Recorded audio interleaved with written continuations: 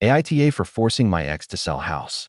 When I was 27, I thought I was building the foundation of a family. Daniel and I had been together for almost 5 years, and when our son, Lucas, was born, everything in me wanted to create stability. My parents had divorced when I was young, and the instability of moving from place to place always haunted me. I didn't want that for Lucas. So when Daniel's aunt offered a small amount toward a down payment on a starter home, I jumped at the chance. I had good credit, steady work as a nurse, and a strong sense that if we could just have a home, the rest would fall into place. At first, I told myself it was working. The house wasn't big, but it was ours. Daniel and I decorated the nursery, painted the walls soft blue, and planted flowers in the front yard. I'd come home exhausted from 12-hour shifts, but seeing Lucas sleeping peacefully in his crib made me believe the sacrifices were worth it. Daniel would hold him, telling me, "Don't worry, I'll figure out something soon. I just need time." I believed him, or maybe I wanted to believe him more than anything. But months turned into years. Daniel never settled into a career. He'd start a job, last a few weeks, then quit with some excuse.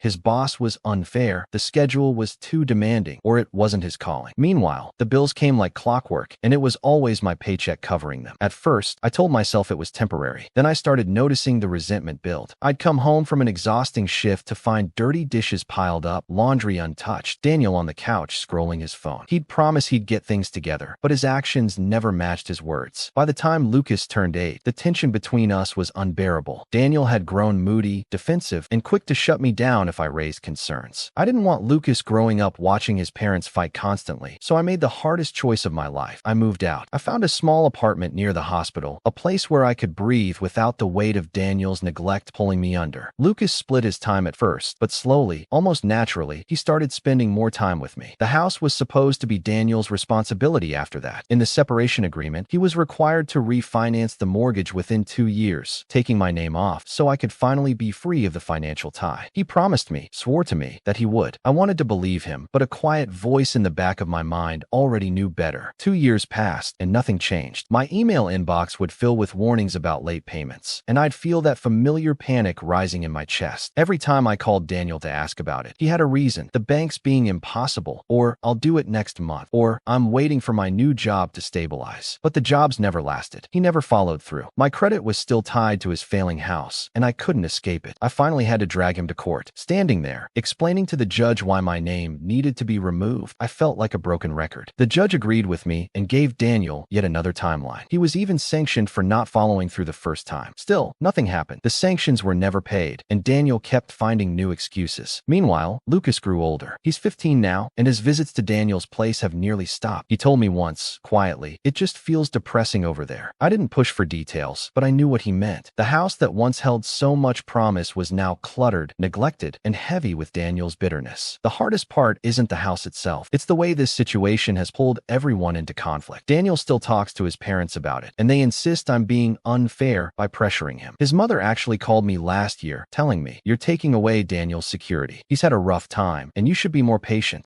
After nearly a decade of broken promises, I was still expected to wait. Lucas has also been caught in the middle. Daniel tells him things like, "If your mom didn't push so hard, I'd be in a better place," or "She doesn't care if I lose everything." It makes Lucas uncomfortable, and he comes to me with questions I wish he didn't have to ask. "Mom, why does Dad say you're trying to ruin his life? Is that true?" I reassure him every time, telling him I'm only trying to protect us, but the damage is there. Even my own family has opinions. My sister, Claire, thinks I should have cut ties years ago. She told me, "You're too soft on him. That's why he keeps stringing you along." My mother, on the other hand, tells me she worries about what selling the house will do to Daniel emotionally. "He doesn't have much left," she said one night. "Do you really want to take the only thing he has?" Those words sit with me. Even though I know it's not me taking it away, it's Daniel refusing to take responsibility. Every direction I turn, there's conflict. Between me and Daniel, between me and his family, even between me and my own. I feel like I'm standing in the center of a storm that never ends, just trying to keep Lucas safe while everything else spins out of control. Now foreclosure is hanging over us. Daniel hasn't worked for nearly a year. He's behind again, and my credit is still tied to his failures. I've thought about what it would mean to finally cut the cord, to sell the house, even if it means forcing Daniel out. I wouldn't even fight for half the profit. I'd take less just to free myself and finally build a nest egg for Lucas's future. But the guilt eats at me. Daniel insists the house is the only thing he has left. And maybe that's true, but it's also the one thing holding me back. So here I am, asking myself over and over, am I wrong if I finally push to sell the house? Am I heartless for choosing my son's future over Daniel's comfort? Or am I simply tired of carrying a burden that was never mine to begin with? Update. I finally did it. I reached out to an attorney last month. It wasn't an impulsive choice. I'd sat with the decision for weeks, waking up at 3 in the morning with that tight feeling in my chest, thinking about the what-ifs. What if foreclosure ruined my credit for years? What if I couldn't co-sign for Lucas's college loans? What if Daniel kept dragging this out until Lucas was grown and I was still tied to him financially? At some point, I realized waiting wasn't just hurting me. It was hurting Lucas too. So I called an attorney, explained everything, and she immediately filed paperwork asking the court to force the sale of the house. When Daniel got notified, everything exploded. He didn't pick up the phone to call me. He never does when he's angry. Instead, he went straight to Lucas. My son came into the kitchen one night, holding his phone like it was burning his hand. He said, "Mom, you need to see this." It was a long Facebook message from Daniel. Paragraph after paragraph of emotional manipulation. Lines like, "Your mom is trying to take away the only home you've ever known, and she doesn't care if I end up on the street. She only cares about money." The part that broke Lucas was when Daniel wrote, "Once she sells this house, I won't have anywhere for you to come visit me." Lucas was confused, angry, and hurt. He asked me, "Why would Dad say that? Why does it sound like you're ruining everything?" I sat him down and explained, as calmly as I could, that I wasn't trying to hurt his dad, that I'd carried this burden for years, and I couldn't let my credit be destroyed any longer. I told him the truth, that I had already given Daniel chance after chance, and Daniel had ignored every opportunity to fix things. Lucas nodded, but I could see the conflict in his eyes. No child wants to feel like they're in the middle of their parents' war, but that's exactly what Daniel keeps doing to him. The court hearing was last week. Daniel showed up looking completely disheveled. His shirt was wrinkled, his hair unwashed, and he avoided eye contact with me the entire time. When it was his turn to speak, he tried to paint himself as the victim. He told the judge that selling the house would tear apart what's left of his family, that this was the home where his son took his first steps, and that it was cruel for me to force him out. But when the judge asked about the missed payments, about the late notices, about why he hadn't refinanced years ago, Daniel had no real answers, just excuses. He mumbled something about interest rates being too high, about struggling with work, about bad luck. I could see the judge wasn't buying it. Still, the judge didn't make a final ruling. Instead, they ordered an appraisal of the property before deciding the next steps. On one hand, I felt some relief. The process was moving. On the other hand, I knew Daniel wasn't going to go quietly, and I was right. Later that evening, I got a phone call from an unfamiliar number. When I picked up, it was Daniel's cousin, Julia. I haven't spoken to her in years. She was polite at first, but then her tone shifted. She told me that Daniel had already been talking to his family, saying that if the house sells, he plans to contest the division of profits. He's claiming he invested more into the home than I did. That floored me. For years, I was the one paying the mortgage, covering the bills, keeping the house from falling apart financially. Daniel barely contributed. What investments is he even talking about? Julia said he was convinced he could prove it, that he kept the house going with his own money. I hung up the phone shaking, not because I believed his claims, but because I knew what this meant. He was preparing to drag me through more legal battles, more stress, more conflict. And then came the family drama. Daniel's mom left me a voicemail the next day. Her words still echo in my head. "You're destroying him. He's already struggling, and this will push him over the edge. You've always been so controlling. Why can't you just let him keep the house? You have your own place. You don't need this one." I almost laughed at the irony. I didn't want the house. I wanted freedom from it. But in her eyes, I'm the villain for not being endlessly patient with her son. Lucas overheard me listening to the voicemail, and he asked, "Why is Grandma blaming you for everything? How do you explain to a teenager that adults sometimes rewrite reality to protect the person they love, even if it means hurting someone else?" To make matters worse, my own sister, Claire, weighed in after hearing about the hearing. She told me over the phone, "I don't know why you even bother being polite with him. He's been dragging you down for years. Take him for everything he has." Her harshness caught me off guard. While I appreciated her support, I didn't want to take him for everything. I just wanted this nightmare to end. The conflict has gotten so bad that Lucas has started avoiding phone calls from his dad altogether. He told me he feels like every conversation is about me, about the house, about money. "It's never about me anymore," he said quietly. That shattered me. Daniel is so wrapped up in his anger toward me that he doesn't see the damage he's causing to his own son. I'm trying to stay calm, but it feels like every step forward brings 3 new battles. The court, Daniel's family, even my own relatives. It's like everyone has an opinion. Everyone has a stake in this, and I'm the one stuck carrying the weight. Update 2. The appraisal came back last week, and the number was much higher than I ever expected. At first, I felt relief. This meant that if the house sold, there would be enough to cover the mortgage and still have a meaningful profit left over. Money I could use to start a college fund for Lucas or finally pay off some debts that have been hanging over me since the separation. For a brief moment, it felt like things were finally shifting in the right direction. But the relief didn't last. The news of the appraisal somehow reignited the conflict in a way I hadn't been prepared for. Almost immediately, Daniel started bombarding me with emails, sometimes 3 or 4 a day. The tone of them swung wildly, like he couldn't decide if he wanted to beg or threaten. One message would say, "Please, just give me some more time. I'm about to start a new warehouse job any day now, and once I do, I'll be able to buy you out. You don't have to ruin my life like this." Then, in the next email, he'd lash out, writing things like, "You're greedy and selfish. You're only thinking about money. You've already taken everything else from me, and now you want the last thing I've got." I sat staring at those words late at night, feeling that familiar pit in my stomach. Because here's the truth. I've heard, "I'll start a job any day now" from him countless times. It's the same promise he's been making since we were together, the same excuse that's kept him floating while I carried all the weight. And yet, now that there's real money on the line, he's acting like his empty promises are enough reason for me to gamble my financial stability all over again. Things got even more complicated a few days later. Lucas came into the living room with this look on his face, half hurt, half furious. He told me he'd overheard a phone call between Daniel and Daniel's parents. Daniel had been begging them for money to stop the sale. But the part that broke Lucas was what he said. "If I lose this house, I'll never see Lucas again because she'll poison him against me." Lucas sat on the couch with his arms crossed, trying to act like it didn't get to him, but I could see his jaw tightening. He finally said, "I don't want to be used like that. I don't want to be the reason he keeps the house. He's old enough now to understand what's happening, but that doesn't make it easier. He's being pulled into a tug of war he never asked to be part of, and it hurts him to see his dad spiraling." I tried to reassure him, told him, "This isn't about you, sweetheart. It's about the choices your dad has made." But I could see he didn't fully believe me. He feels responsible, no matter what I say, because his dad keeps putting his name into the middle of everything. And then, just when I thought things couldn't get worse, Daniel actually called me directly for the first time in months. His voice was shaky, like he was trying to hold back tears, but there was a sharpness underneath it. He said, "If you sell this house, I'll never forgive you. You'll regret it." He wasn't yelling, but the way he said it, low, steady, almost defeated, cut deeper than if he had screamed at me. It was like he meant every word, like he had nothing left to lose. After I hung up, I broke down. I cried for a long time, not just because of the pressure I'm under, but because of what this means for Lucas. I don't want my son to watch his father fall apart completely, but I also don't want him to see me bending under the weight of Daniel's chaos. I feel trapped, like no matter what decision I make, someone is going to be broken by it. And the family fights keep piling on. Daniel's mother has been calling and leaving voicemails, accusing me of being cold-hearted. She said, "How could you do this to the father of your child? You're supposed to lift him up, not tear him down. You'll drive a wedge between Lucas and his dad forever." I wanted to scream when I heard it. Where was all this concern when I was the one keeping the bills paid for years? Where was this energy when Daniel was letting the house slide into foreclosure the first time? Even my own family is divided. Claire, my sister, keeps telling me to be ruthless and stop worrying about Daniel's feelings. She said over the phone, "You've been carrying him for too long. If he ends up homeless, that's on him, not you. Lucas will see who really failed him." But my mother is softer, and she keeps asking, "Are you sure you want to go through with this? What if Lucas resents you later? What if Daniel really can't recover from this?" Her doubts seep into me, making me question myself all over again. Meanwhile, Lucas is withdrawing. He doesn't answer his dad's texts, doesn't want to go over there at all. He told me the other night, "It feels like Dad doesn't even care about me. He just cares about keeping that house." Hearing that broke something in me, because I know he's right. The house has become Daniel's hill to die on, and in the process, he's pushing his son further and further away. The final court date is in 3 weeks. Every day feels heavier, like we're all holding our breath until then. I can't shake the feeling that no matter what happens, someone in this family is going to walk away shattered. If the house sells, Daniel will fall apart. If it doesn't, my credit and my future with Lucas will stay chained to a man who's been dragging me down for years. And I hate to admit it, but in the quiet moments, when Lucas is asleep and the house is silent, I wonder if maybe Daniel's right. Maybe I will regret it. Not because I think selling the house is wrong, but because I know what it's going to do to the already fragile threads holding this family together. Definitely not AITA. You've carried this weight far longer than anyone should have to morally, financially, emotionally. Daniel's repeated promises, his endless excuses, his refusal to take responsibility, and the way he drags Lucas into the middle of his drama aren't just inconvenient, they're manipulative. By continuing to protect him and the house, you've been sacrificing your stability and your son's future. Selling the house isn't an act of cruelty or selfishness. It's an act of self-preservation and a necessary boundary. You're finally reclaiming your freedom, your financial security, and the chance to give Lucas a life not overshadowed by constant stress and broken promises. It's heartbreaking, yes, because relationships and family are messy, but enabling Daniel to remain stuck only prolongs the damage. Choosing your child's well-being over someone else's refusal to grow is not just reasonably irresponsible. If anything, the regret should be minimal. The real mistake would have been waiting even longer while your credit, sanity, and your child's peace of mind eroded. You're not a villain, you're someone finally saying enough. Before we jump into the next story, don't forget to like and subscribe, and let us know your favorite part in the comments.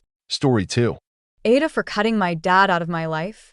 Growing up, I always felt like I lived in two different worlds. One was quiet, soft, and full of warmth. The world my mom, Clara, created for me and my younger brother, Noah. She was patient and gentle, the type of mother who noticed the small things, like when I was pretending to be fine even though I wasn't. She worked long hours at a local library, but no matter how tired she was, she always asked how my day went and listened to every detail. The other world was loud, unpredictable, and suffocating. That was the world my dad, Martin, created. With him, I never knew which version of him I was going to get. Some days, he was the dad who laughed, bought us ice cream, and cheered me on when I managed to ride my bike without training wheels. Other days, he was the dad who snapped at me over something as small as leaving a glass on the counter. His voice could shake the walls of the house, and in those moments, I felt less like a child and more like a target. For years, I convinced myself that was just how fathers were. I thought every kid walked on eggshells in their own home. But as I got older, I realized that what I had wasn't normal. My dad didn't love me the way a parent should. He didn't nurture, guide, or comfort. What he loved was control. He loved being in charge. He loved making us bend around his moods, never the other way around. When my parents finally separated, I thought things would get better. I thought the shouting and the tension would finally fade. Instead, the drama only grew louder. Martin didn't just let go of my mom. He made sure to drag her name through the dirt every chance he got. When Noah and I visited him, he would sit us down and rant. "Your mother never appreciated me," he'd say, or "She's filling your head with lies about me." I wanted to scream at him that I wasn't choosing sides, that I just wanted him to stop. But no matter how I tried to explain, he twisted everything. He made it sound like I was already corrupted, already poisoned against him. Things became unbearable when he introduced us to his girlfriend, Tessa. She was much younger than him, closer to a babysitter's age than a stepmother's. At first, I tried to be polite. I smiled, said hello, and even complimented her new clothes once. But she didn't try back. She made it clear from day one that she saw me as an inconvenience. At the dinner table, she ignored me completely. If I spoke, she rolled her eyes like my words were noise she had to endure. The worst was one night when my dad and I had an argument. I cried, not because I wanted to, but because I couldn't hold it in anymore. Tessa looked straight at me and said, "You're too dramatic. No wonder your dad gets frustrated with you." That cut deeper than she knew. At first, I thought maybe she just wasn't good with kids. But over time, I noticed the way Martin treated her compared to how he treated me and Noah. She had her own room, decorated with new furniture, fresh curtains, and a big bed. Meanwhile, Noah and I were crammed into a small room with broken blinds and mattresses that sagged in the middle. The house had more rooms, but Martin decided they weren't for us. It was obvious who mattered most to him. The final straw came last year, around my birthday. I waited all day for a call, a text, anything. My phone stayed silent. Later, I found out from my aunt that he had thrown a huge party for one of Tessa's nieces that same week. He spent hundreds on gifts and made a big show of it. I sat on my bed, staring at my phone, realizing my dad could make time and money for someone else's kid, but couldn't even send me a 2-word text. That night, I decided I was done. I texted him, telling him I didn't want to visit anymore. I said it hurt too much to keep being treated like I didn't matter. His response came within minutes. "You're letting your mother poison you against me. You'll regret this when you're older." I stared at the message for a long time, then blocked his number. For the first time in years, I felt free. Free to breathe without wondering when the next outburst would come. Free to focus on school, on my art, on myself. But freedom didn't come without guilt. My mom supported me, though she sometimes gently suggested that I keep a little contact for Noah's sake. She worried that if I pulled away completely, my brother would be left to face our dad's moods alone. And part of me worried about that too, because even with me gone, the fights continued. Noah would come home from weekends with dad quieter than usual. Sometimes he would shut himself in his room. Other times, he'd vent in quick bursts, saying dad had scolded him for things that didn't matter. Once, Noah told me that Martin yelled at him for asking to call mom at night. It wasn't just between dad and me me anymore. It was spreading into Noah, into the family, into every interaction. My aunt on my dad's side would call and say things like, "Your father just wants a chance to explain himself." She never asked how I felt, never once considered the pain I carried. Instead, she echoed his narrative that I was ungrateful and unfair. One holiday, my grandmother on his side even told me I should apologize to him. "He's still your father," she said. "Blood is blood." But all I could think about was how blood meant nothing if it only brought pain. The worst fights happened at home with my mom, not because she wanted them, but because she was torn in two directions. She wanted to protect me, but she also didn't want to make Noah's life harder. "Maybe just text him once in a while," she would suggest softly, "so he doesn't take it out on your brother." I understood her reasoning, but I couldn't bring myself to do it. Every time I thought about messaging him, I felt that old heaviness in my chest. I remember one night when Noah came back from Dad's house. He blurted out, "Why does he hate us so much?" My mom froze, her hand still on the dish she was washing. I hugged Noah tightly, but I didn't have an answer. Martin never said the words, but his actions spoke loud enough. He prioritized Tessa. He spoiled her family. He ignored our birthdays. He scolded us for existing too loudly. And still, every so often, I catch myself wondering if he'd ever wake up and realize what he lost. If he'd ever text me an actual apology. Not excuses, not guilt trips, but a real acknowledgement of what he put me through. But that day never came. And deep down, I'm starting to accept that it never will. So I stood firm. I cut contact. For the first time, I began to build a version of myself without the constant shadow of his voice in the background. I started earning better grades, diving into my art, and allowing myself to believe I wasn't just too dramatic or ungrateful. I was just a kid who wanted to be loved the right way. And maybe that should have been enough. Update. After I blocked my dad, I started to feel a kind of peace I hadn't felt in years. It wasn't perfect. I still thought about him every night before bed, and sometimes I even dreamed about him showing up at school or outside our house. But at least during the day, I could breathe without waiting for the next text, the next argument, the next guilt trip. That peace didn't last long. One evening, I got a notification on Facebook Messenger. It was from Martin. At first, my heart jumped, like maybe, just maybe, he was reaching out to finally say the words I had wanted to hear my whole life. "I'm sorry. I was wrong." Instead, the message said, "Hey, I just want to talk. No drama, I promise." I stared at it for a while, debating whether to open it. Against my better judgment, I did. The first few lines were almost normal, almost soft. He wrote things like, "I miss you," and "You'll always be my daughter." For a split second, I thought he might actually change. But when I didn't reply right away, the tone flipped. Suddenly, I was ungrateful. Suddenly, I was turning into my mom. Suddenly, I was cold-hearted and selfish. He sent paragraph after paragraph, each one sharper than the last. It was like watching someone take off a mask in slow motion. I didn't respond. I told myself over and over, "Don't take the bait." But then, something I didn't expect happened. Tessa messaged me from her own account. At first, I thought I misread it because she had never once tried to speak directly to me unless she was scolding or ignoring me in person. But there it was, "You should stop being so selfish and think about your little brother. He still needs his dad, even if you don't want him." I felt my stomach twist. This woman, who never once made an effort to include me, who rolled her eyes at me at the dinner table, who laughed when my dad belittled me, was now telling me I was the problem. She wasn't just siding with my dad. She was stepping into a role she had no right to play. I didn't reply. I couldn't. But the message burned in my mind for days. Noah eventually noticed something was wrong. He found me crying in my room one night. He sat on the edge of my bed, his face pale, and asked, "Did Dad text you again?" I hesitated, not wanting to put more weight on his shoulders, but he deserved the truth. I told him about the messages, about Tessa. Noah's eyes welled up. He said, "Dad doesn't even ask about you anymore when I'm over there. He just pretends you don't exist." And one time, when I asked if you were coming, he told me, "It's better your sister isn't around. She ruins everything." Hearing those words come out of my brother's mouth shattered me. I wanted to protect him from all of this, to keep the ugliness contained, but he was old enough now to see it himself. And then came another blow. My dad's sister, Aunt Marie, called me out of the blue. At first, I thought maybe she wanted to check on me, but she wasted no time telling me I was brainwashed. She said Dad had been talking to the family, telling everyone I had turned against him because of Mom. She said I needed to be brought back in line before I caused permanent damage. I couldn't even speak. My own aunt, who had known me my whole life, who had seen the way my dad treated me, was choosing to believe his version of events instead of mine. I hung up and cried in the bathroom so Noah wouldn't hear. That night, I broke down on my mom. I told her everything. The messages from Dad, the guilt trip from Tessa, the cruel words from Noah's visit, and the phone call from Aunt Marie. She listened quietly, her face tightening with every detail. When I finished, she hugged me and said, "I respect your decision to cut contact. You're doing what you need to do to heal." But then she hesitated. "I'm just worried about Noah. He still has to go, and I'm afraid your father might use him as a way to get to you." Her words stayed with me because she wasn't wrong. Noah was caught caught in the middle now. Every visit was another opportunity for Dad to push his narrative, to make Noah feel like he had to choose sides. And the thought of my little brother carrying that weight made me sick. The fights at home started to grow sharper too. Not between me and Mom, but between me and my extended family. My grandmother on Dad's side left a voicemail saying, "You're still his daughter. Don't forget where you come from." My cousin posted a cryptic status about kids these days disrespecting their parents, and I knew it was aimed at me. It felt like everywhere I turned, Dad had managed to twist the story. He wasn't just fighting me, he was recruiting allies. I started to feel isolated, like maybe I was the problem. Maybe I was selfish. Maybe cutting him off really was too extreme. But then I'd look at Noah, or I'd remember the birthdays he forgot, the times he made me cry, the way he always blamed me, and I knew the truth. And here's the part one haven't admitted to anyone. Deep down, there's still a small piece of me that hopes one day he'll wake up and realize what he's done. That he'll call me, not to blame or accuse, but to actually apologize. To admit that he failed me. To finally act like a father. But the longer this goes on, the less I believe that day will ever come. Now I'm stuck in this impossible place. Protecting myself means Noah faces more of Dad's manipulations alone. But going back would destroy me. So which is it? Do I risk myself to shield my brother? Or do I stay strong in my choice and hope Noah finds his own strength too? Because right now, it feels like either way, I'm losing. Not AITA. You've been navigating emotional landmines for years, and choosing self-preservation doesn't make you cruel, it makes you sane. Your father's behavior, combined with Tessa's interference, created a toxic ecosystem where your needs were constantly erased. Protecting yourself while hoping Noah learns resilience is reasonable. Martyrdom doesn't teach strength, it teaches resentment. Humorously, if people awarded points for patience in nonsense-filled family drama, you'd have a gold medal by now. But even champions need a break. Standing firm, setting boundaries, and refusing to be manipulated is exactly what a teenager